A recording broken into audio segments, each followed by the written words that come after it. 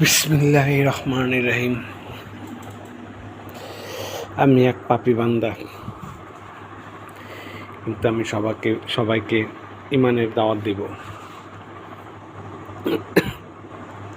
একজন ইমানদার হতে হলে কি করতে হবে তা আমি অনেক না জানলেও দু একটা কথা বলবো। সূরা বাকারায়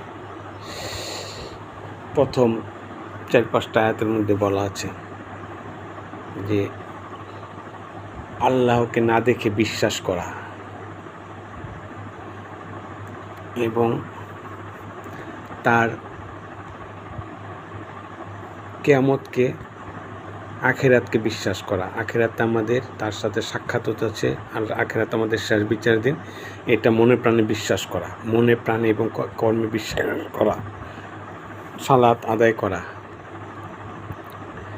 এবং আল্লাহ আমাদের যে রিজিক দিয়েছে, আমাদের কিছু নাই।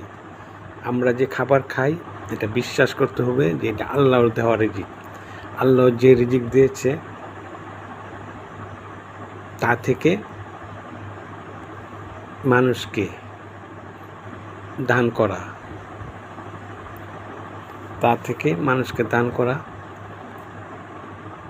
তারপরে হচ্ছে আমাদের নবীর উপর বিশ্বাস স্থাপন করা, যে আল্লাহর প্রেরিত পুরুষ, ফেরেশতাদের বিশ্বাস করা। এগুলোকে বিশ্বাস করা হচ্ছে ইমানদার।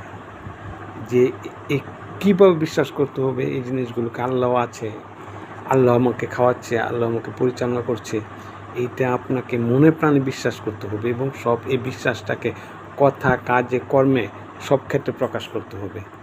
তাহলে আপনি ইমানদার না হয়ে নামাজ পড়লে কোনো কাজ হবে না। ইমানদার না হয়ে দান করলে কোনো কাজ হবে না। ইমানদার না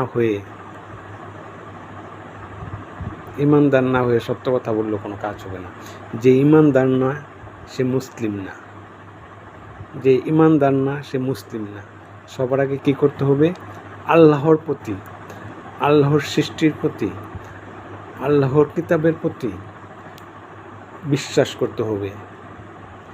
আখিরাতের প্রতি বিশ্বাস করতে হবে যে আখিরাতে আমি আবার পুনরায় জীবিত হব, আমাকে আবার কিছু জিজ্ঞেস করতে হবে, আমার কৃতকর্মের জন্য সেখানে সওয়াল জবাব করতে হবে, ওখানে আমার বিচার হবে। এটা বিশ্বাস করতে হবে।